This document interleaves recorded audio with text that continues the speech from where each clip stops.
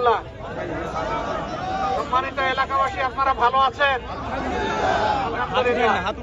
সাংবাদিক বন্ধুগণ, আপনারা ভালো আছেন? আলহামদুলিল্লাহ। আমরা জানি যে ইলেকশন ইনশাআল্লাহ আগামী 12 ফেব্রুয়ারি অনুষ্ঠিত হবে। আল্লাহ তাআলার দরবারে দোয়া করি এই ইলেকশন যেন জাতির জন্য কল্যাণ বয়ে আনে। আমরা একটা নতুন বাংলাদেশের অপেক্ষায় আছি। নতুন বাংলাদেশ মানে আমাদের ভূগোল বদলাবে না, ভূগোল যা আছে তাই থাকবে। আমাদের চরিত্র বদলাবে, আমাদের দৃষ্টিভঙ্গি বদলাবে। গত 54 বছর যে দৃষ্টিভঙ্গি নিয়ে দেশ চালানো হয়েছে, মাঝে মাঝে কিছু ব্যতিক্রম ছাড়া অধিকাংশ সময় জনগণের উপরে জুলুম করা হয়েছে, বেশি জম চাপিয়ে দেওয়া হয়েছে। আমরা ওটা আর চাই না। ওটার আমরা চাই পরিবর্তন।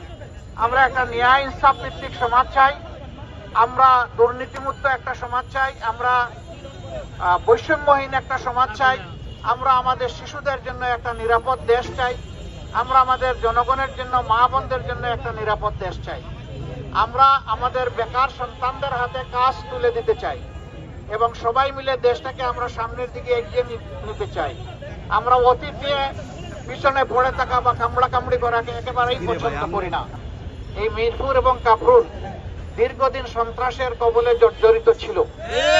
আমরা দোয়া করি আল্লাহ তাআলা যেন এখানে শান্তির পরিবেশটা সৃষ্টি করে দেন এবং যাদের মাধ্যমে এই শান্তি প্রতিষ্ঠিত হওয়া সম্ভব তাদের হাতেই যেন আল্লাহ সমাজের এই দায়িত্বটা তুলে দেন, আমানতটা তুলে দেন। প্রিয় দেশবাসী, এলাকাবাসী, আমরা আজকে আমাদের ডিজিটাল ক্যাম্পেইনের বাস এবং আরো কিছু ভেহিকেল আছে, সেইগুলো আর আমাদের অফিস আনুষ্ঠানিক উদ্বোধনে এখানে এসেছিলাম। আমরা দোয়া চাই আপনাদের কাছে, যে কথাগুলো আমরা বলছি আল্লাহ যেন সেই কথাগুলো আমাদেরকে মানার তৌফিক দান করেন। আমরা যদি আপনাদের ভোটে, সমর্থনে, ভালোবাসায় নির্বাচিত হয়ে সরকার গঠন করতে পারি, তাহলে আমরা যেন দেশের মালিক না হয়ে আপনাদের সেবকে পরিণত হতে পারি, সেই দোয়াটা আপনারা করবেন। আমরা যেন আপনাদের পাওনাটা, অধিকারটা, যেহেতু আমাদের সিম্বল হচ্ছে, প্রতীক হচ্ছে দাড়িপাল্লা, আমরা ওজন করে যেন যার যেটা পাওনা তার অধিকার যেন তার ঘরে পৌঁছে দিতে পারি, সেটা আপনারা ইনশাআল্লাহ।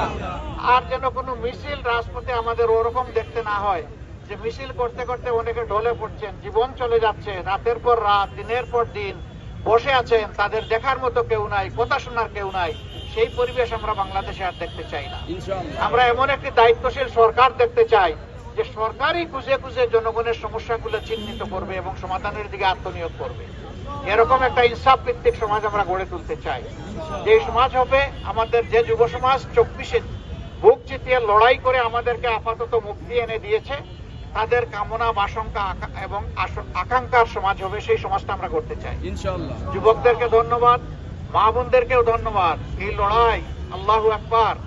মা তার 10 মাসের শিশু, 5 মাসের শিশু তুলে নিয়ে রাস্তায় চলে এসেছেন, যুবকদেরকে এসে বলেছেন আমরাও তোমাদের সাথে আছি। তারা শক্তি জুগিয়েছিলেন আমাদের যুবকদেরকে। আমরা মাদের জন্য নিরাপদ কর্মস্থল করতে চাই, চলাচলের নিরাপদ ব্যবস্থা করতে চাই, গড়েও তাদেরকে আমরা নিরাপদ রাখতে চাই।